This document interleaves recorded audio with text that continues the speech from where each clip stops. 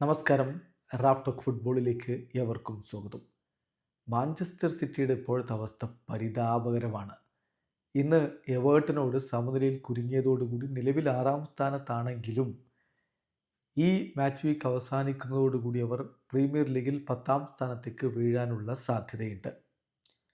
അവസാനമായി എല്ലാ കോമ്പറ്റീഷനുകളിലും കൂടി അവർ കളിച്ച 13 കളികളിൽ നിന്ന് സിറ്റി വിജയിച്ചത് ഒരേ ഒരു കളിയാണ്.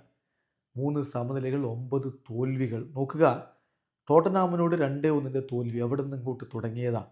പിന്നെ ബേൺമൗത്തിനോട് 2-1 തോൽവി, സ്പോർട്ടിങ്ങിനോട് ചാമ്പ്യൻസ് ലീഗിൽ 4-1 തോൽവി, ബ്രൈറ്റനോട് പ്രീമിയർ ലീഗിൽ 2-1 തോൽവി, സ്പേഴ്സിനോട് 4-0 തോൽവി, ഫെനൂർദിനോട് 3-3 ഡ്രോ യുവേഫ ചാമ്പ്യൻസ് ലീഗിൽ, ദെൻ ലിവർപൂളിനോട് 2-0 തോൽവി പ്രീമിയർ ലീഗിൽ, നോട്ടിംഗാം ഫോറസ്റ്റിനോട് 3-0 അതിനിടയ്ക്ക് വിജയിച്ചു എന്നത് മാത്രമാണ് പോസിറ്റീവ്.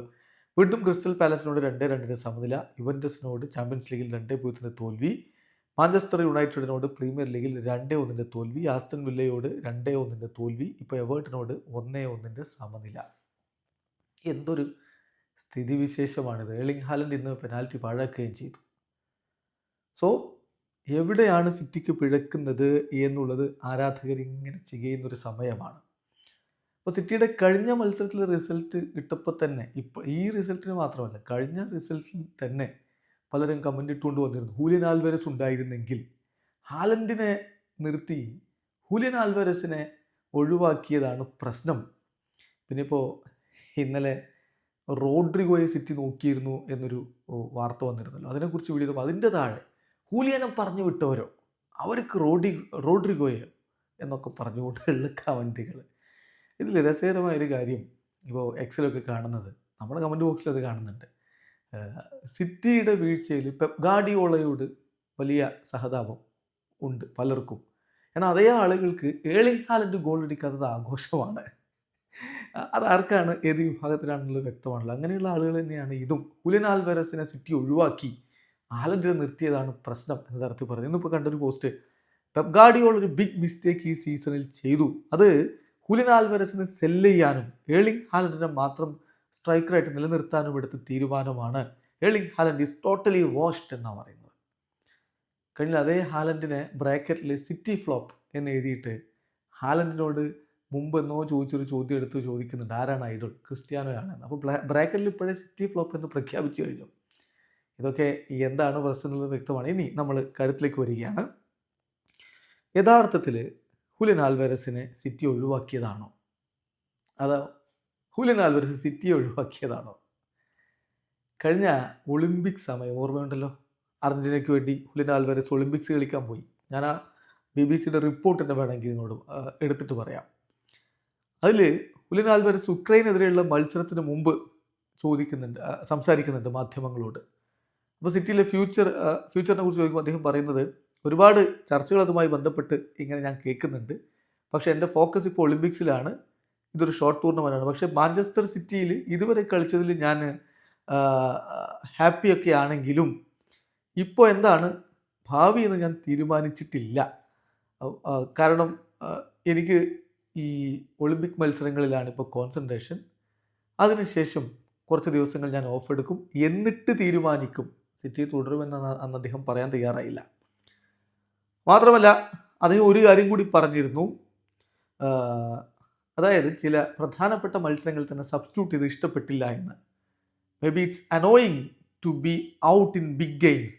പ്ലെയേഴ്സ് എപ്പോഴും കളിക്കളത്തിൽ ഇറങ്ങി ടീമിനെ സഹായിക്കണമെന്നാണല്ലോ ആഗ്രഹിക്കുന്നത് എന്നുകൂടി അന്ന് അദ്ദേഹം പറഞ്ഞിട്ടുണ്ടായിരുന്നു. പെപ്പ് ആ സമയത്ത് യുണൈറ്റഡ് സ്റ്റേറ്റ്സിൽ ടീമിൻ്റെ പ്രീ സീസണുമായി ബന്ധപ്പെട്ട് നിൽക്കുകയാണ്. അപ്പം പെപ്പിനോട് യുണൈറ്റഡ് സ്റ്റേറ്റ്സിൽ വെച്ച് ഇത് ചോദിക്കുന്നുണ്ട്, ആൽവരസിൻ്റെ ഈ സംസാരം നിങ്ങൾ കേട്ടില്ല, എന്താണ് അഭിപ്രായം? അതിനുള്ള അദ്ദേഹത്തിൻ്റെ മറുപടി, ഞാനിപ്പോൾ എന്തായാലും ഹൂലിയൻ ആൽവരസിനെ റീപ്ലേസ് ചെയ്യുന്നതിനെക്കുറിച്ച് ചിന്തിക്കുന്നില്ല.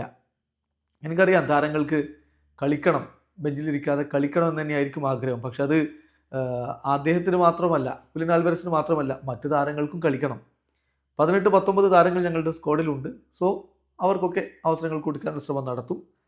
ഏതായാലും ഹൂലിയൻ പറഞ്ഞത് ഞാൻ വായിച്ചിട്ടുണ്ട്. ശരി, ഓക്കെ, അതിനെക്കുറിച്ച് അവൻ ചിന്തിക്കട്ടെ, തുടരണോ വേണ്ടയോ എന്നുള്ളത്. എന്നിട്ട് അവൻ ഞങ്ങളെ അറിയിക്കും. അപ്പോൾ ഞങ്ങൾ എന്താണ് അവന് വേണ്ടതെന്ന് വെച്ചാൽ അതനുസരിച്ച് ചെയ്യും എന്നാണ് അന്ന് പെപ്പ് പറഞ്ഞത്. ചുരുക്കത്തിൽ അന്ന് ഹൂലിയൻ ആൽവരസ് ആണ് സിറ്റിയിൽ തുടരാൻ താല്പര്യമില്ല എന്ന ധ്വനിയിൽ സംസാരിച്ചത്. അതിനോടാണ് പിന്നെ പെപ്പ് പ്രതികരിക്കുന്നത്. ഒടുവിൽ അവിടെ വിട്ടു പോയിട്ട് കൃത്യമായിട്ട് പറഞ്ഞു എന്തിനാണ് സിറ്റി വിട്ടത് എന്ന്. അത്ലറ്റിക്കോ മാഡ്രിഡിൽ ചേക്കേറിയ ശേഷം അൺവീലിംഗ് സമയത്തൊക്കെ ഹുലിയൻ ആൽവരസ് വ്യക്തമാക്കുന്നുണ്ട്. എനിക്കെൻ്റെ കരിയറിൽ ഒരു ചേഞ്ച് വേണമെന്ന് ഞാൻ ആഗ്രഹിച്ചു. I felt that I need A change in my career. So എനിക്കൊരു പുതിയ ചലഞ്ച് ഏറ്റെടുക്കണമായിരുന്നു. അതുകൊണ്ടാണ് ഞാൻ ഇങ്ങോട്ടേക്ക് മാറിയത്. ഈ ക്ലബ്ബ് എനിക്ക് അതിനുള്ള അവസരം തരും എന്നാണ് ഞാൻ പ്രതീക്ഷിക്കുന്നത്. I learned a lot there at city and I am grateful for the 2 years I have been there. But എനിക്ക് പുതിയ ചലഞ്ച് ഏറ്റെടുക്കണം എന്ന് പറഞ്ഞുകൊണ്ടാണ് അന്ന് ഹുലിയൻ ആൽവരസ് അവിടെ വിട്ടത്. ചുരുക്കത്തിൽ ഹുലിയൻ ആൽവരസ് ആണ് തനിക്ക് പോകണമെന്ന് ആവശ്യപ്പെടുന്നതും അങ്ങനെയാണ് സിറ്റി അദ്ദേഹത്തെ വിൽക്കുന്നതും. എന്നിട്ടിപ്പോൾ ഹാലൻഡിനെ നിലനിർത്തി ഹുലിയൻ ആൽവരസിനെ ഒഴിവാക്കിയതാണ് സിറ്റിയുടെ പ്രശ്നങ്ങൾക്ക് കാരണം എന്ന് പറഞ്ഞാൽ എന്താ പറയാനുള്ളത്? കഴിഞ്ഞ ദിവസം പ്രീ മാച്ച് പ്രസ് കോൺഫറൻസിൽ പെപ്പ് പറഞ്ഞതാണ് കാര്യം.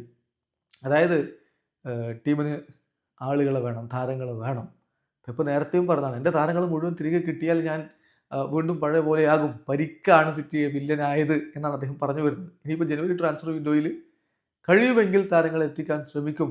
ഞങ്ങൾക്ക് ബാക്ക് ലൈനിലും മധ്യനിരയിലും ആളുകൾ വേണം, താരങ്ങൾ വേണം എന്ന് കൃത്യമായിട്ട് പെപ്പ് പറയുന്നത്. അപ്പോൾ ഹുലിയൻ ആൽവരസ് പോയത് അല്ല സിറ്റിയുടെ യഥാർത്ഥ പ്രശ്നം എന്ന് തന്നെയാണ് പെപ്പ് പറയുന്നത്. അത് തന്നെയാണ് യാഥാർത്ഥ്യവും. ഹുലിയൻ ആൽവരസിന് ആരും പറഞ്ഞു വിട്ടതല്ല, അദ്ദേഹം തന്നെ താല്പര്യമെടുത്ത് പോയതാണ് എന്ന യാഥാർത്ഥ്യം ഉൾക്കൊള്ളുക. വീഡിയോ അവസാനിക്കുന്നു. ഫുട്ബോൾ ലോകത്തെ കൂടുതൽ വിശേഷങ്ങളുമായി റാഫ് ടോക്സ് കൊണ്ടുവെത്താം.